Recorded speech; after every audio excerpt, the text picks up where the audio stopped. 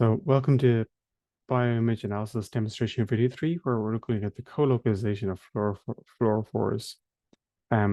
So how we're looking at colocalization is spatial correlation with the overlap of two or more fluorophores in the same sample. So to examine this, what we're looking at is really the difference, for instance, labels typically magenta and green, and their overlap across the 2D image that we're examining. So we have initially an image containing the different fluorophores, and we can use image visualization to quantify and create a map of where they are, and therefore we can get the overlap between that. One example of doing this is to look at intensity correlation analysis to see if they co-vary. Another approach is to get Mander's coefficient to see if the fluorophore signals overlap. Another one is distance-based methods, which we're not using, but there's a wide variety of those. We have to consider as well with segmentation and the thresholding, what's appropriate for our particular data set. So we're going to use the R packages colocr, which should be an R at the end of that, and imager. Those are the two packages that we're using. Colocr allows you to compute the Mander's correlation coefficient, Pearson's correlation coefficient, and do other testing that's of interest. Imager allows you to manipulate the data in a manner that's suitable. So type of things we might want to do is take these vero cells that are infected with ASFV using confocal and STED microscopy.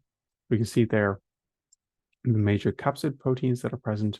We can see here the vero, the intricate reticular network, and therefore we can look at the P54 and P57, 72 overlap between them. So there's clearly adjacency, but not direct co-localization as such. So that's an example of what we're trying to do here. So what we're going to use is we're going to install these libraries in R first, and to do that, then we're going to go to the RMD file to proceed with that further. So let's check that those packages are installed here. They seem to be. So what we're going to do is read in image 1 and then display it. So let's do that first of all. So this image that we're looking at first, and you'll see that that's our P72 capsid proteins. And what we're going to do is select regions of interest subject to a certain threshold. So looking at the minimum level of fluorescence and then showing that.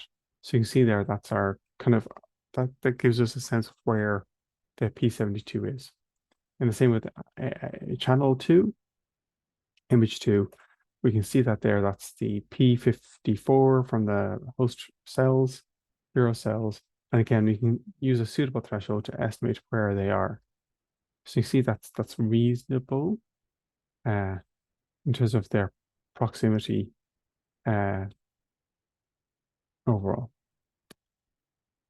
So if we change that threshold, that shouldn't change too much, but obviously that needs parameterization to consider what's best.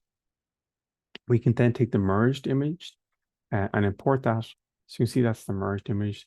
We can load that with a suitable threshold, typically the lower one. And that can give us our Pearson correlation coefficient, PCC, which is very low here, and the Mander's correlation coefficient, which is 0.26, which is higher here. And note that you can use the region of interest select to select which ones you want. So if we toggle this maybe to a higher threshold, like 50, what we see, we get no number because there's no data perhaps to assess there. So let's go to 48. Okay. So let's try a lower one to see what values we get. And so we can consider the consistency of these values across different threshold values. So we could write a for loop around that to just see how the PCC and MOC vary as we go along. So we can take another image like the one we used earlier. So we're going to read in this figure A1. And we're going to see if these virus factories and the cells overlap a lot. So what we're going to use is a for loop as suggested. We're going to create an empty vector called PCC values and add into that at each step the image subject to a threshold I going from 1 to 99, where we're looking at getting the PCC values in this particular instance. So if we create that empty vector at the start, we see PCC values contains nothing at all. When we iterate through this loop, it'll add values in there. So let's run this loop. It's just repeatedly performing the function above. So now when we look at the number of values in this vector PCC values, we'll see that there should be 99 values in total.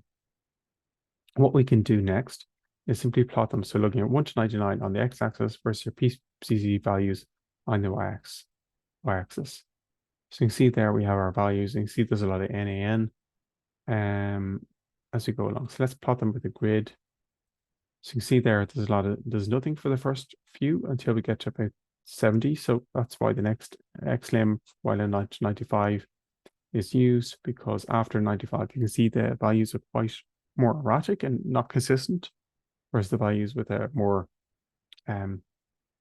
consistent threshold show a similar pattern, suggesting that's more likely to be the true value. So if we use a region of interest threshold for figure A1, we can get our PCC and MLC value in that way. So what you can do then is try in your own way to change this to the MLC. So if we change this to the MLC, we create this empty again and apply this again, we should be able to see a similar pattern with different values. So you see the PCC was around 0.11, roughly speaking. So that's quite a low correlation overall. And then we can try running the MLC. So it's about 0.26-ish. We can see that a similar threshold kind of gives you the result that you would expect. So you can try this for other figures yourself. And that's the end of this video. We'll explore more in class.